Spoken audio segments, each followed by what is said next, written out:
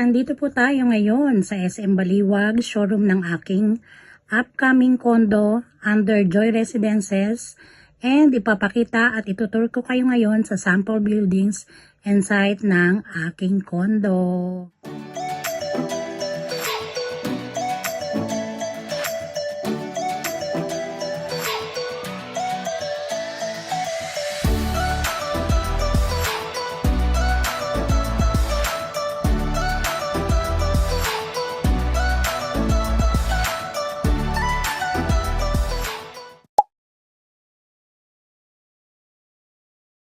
Joy Residences is along highway lang at nasa tabi lang talaga ng SM Baliwag.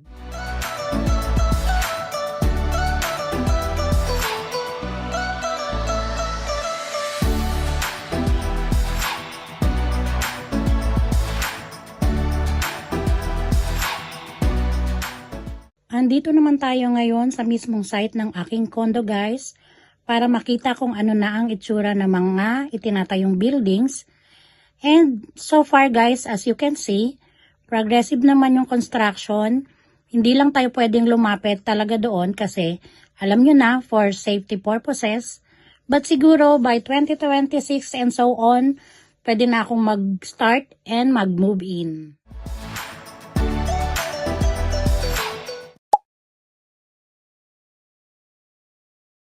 Sa loob, ito yung sample ng unit na maa-avail mo. So, pwede mo siyang gayahin. Oo, ganyan yan. Pero hindi, ganun yan sa kabila. Wait. Pero pwede mo siyang i-customize, gayahin ito. Pwede mo ipagaya yung ano nito. Na-customize na kagaya niyan.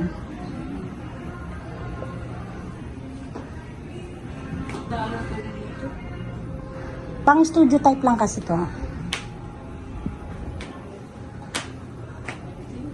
Tapos ayun, may kwarto. Dalawa lang ito. Pwede naman sa tatlo. Hindi mo pwedeng tumambak ng madami. Ayan.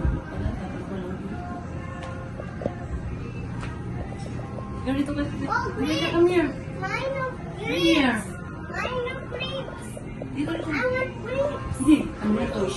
Ibig bawal natin yung pag nag-move in ka, ganito ang ano sa'yo, forward. So, ayan, ganyan siya. Wala pa nakalagay.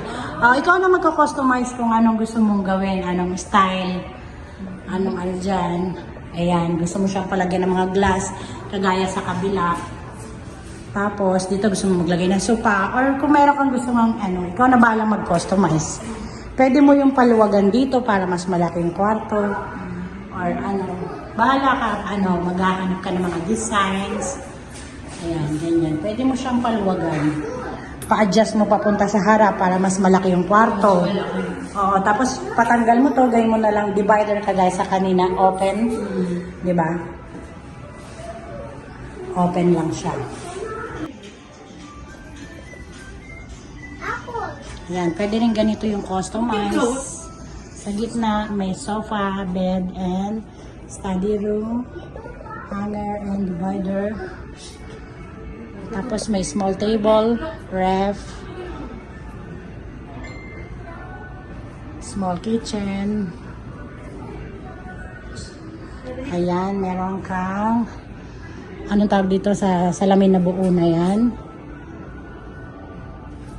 Then doon, may receiving area ka ng mga visitors. Diyan. And then dito yung rooms. Pwede mo rin gayahin tong designs na to.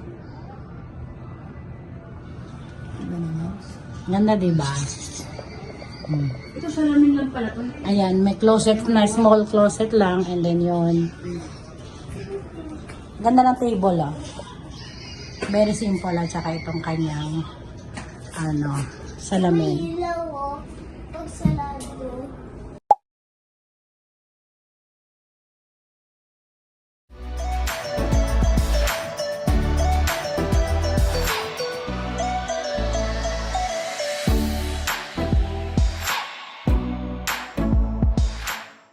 Excited na akong ipakita sa inyo guys ang outcome ng mga buildings at especially ng mga units.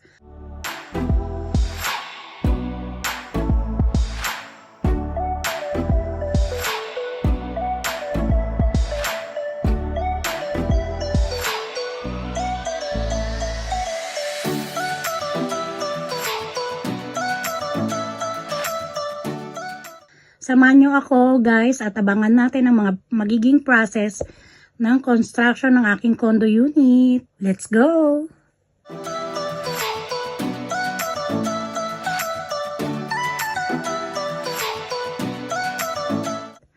Thank you for watching and see you ulit sa next video. Bye and God bless!